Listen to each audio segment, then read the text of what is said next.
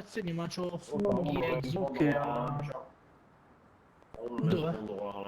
Hello there gorgeous gamers and welcome back to Pure Play TV, and we've got another review for you, and this one is for the hardcore survival game Rust Console Edition, which is out now for PS4 and Xbox One, playable on PS5 and Series Xs. But is it any good? Let's have a gander. Rust Console Edition is brutal, and if you don't have the patience, it can be downright frustrating. In fact, that's my experience in a nutshell. Frustrating. My time with Rust Console Edition was spent running around, collecting stuff so that my character wasn't feeble, naked and completely defenseless, and then getting killed, losing my stuff and starting over again. Other times I'd be killed by the roaming scientists, or, on a few occasions, a massive bear. Frustration is a big part of the game, and I imagine that once you finally break free from that frustration, the game opens up. I wouldn't know though, because in over 10 hours of play across multiple servers, I never got past knocking together a bow and arrow. You start the game almost naked and armed only with a rock and a fire torch. You need to gather supplies to craft better equipment, so that means knocking down trees with your rock, collecting hemp to make clothes, and mining metal to make tools. The simplest comparison I can give for the game is Minecraft, but swap out the blocky graphics for realistic environments, swap out the mobs for roaming scientists and human players, and swap out the block by block construction for something a bit more complicated. Gradually fleshing out your inventory with more capable gear seems to be the way forward. And while I didn't manage to kit myself out with a full armoury of machine guns and grenades, I did see some who had put in the work and survived long enough to become the villains of the game. Make no mistake, this game is full of wankers. Most of my deaths were from players who were obviously better equipped, so it felt a bit like bullying.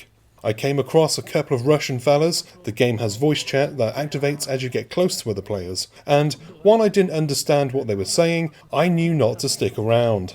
For me, Rust Console Edition is a game to kill a few hours. For them, it's a way of life. I did my best to avoid other players then, because interactions with others is what will determine how much fun you can have. If you come across nice guys, as I did during my preview, it's all good. But if you come across some prick with nothing better to do than ruin a reviewer's day, it's a pain in the arse, and you risk losing hours of progress.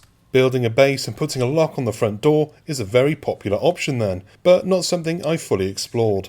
I didn't have the resources to create an elaborate hideout, and when I did, I lost them when I died. So instead, I went door to door, hoping that somebody would have forgotten to lock up, or maybe let me in when I knocked. Neither happened. I played mostly on PS5, but I did give the game a go on PS4 Pro too, and I definitely found it to play better on PS5 despite not being officially optimised for next-gen consoles.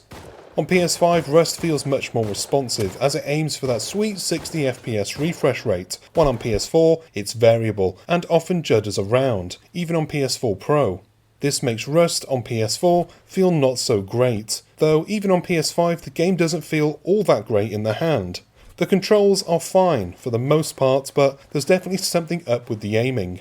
There are options to tweak the look speeds, but they're a little complicated if you don't know what you're doing.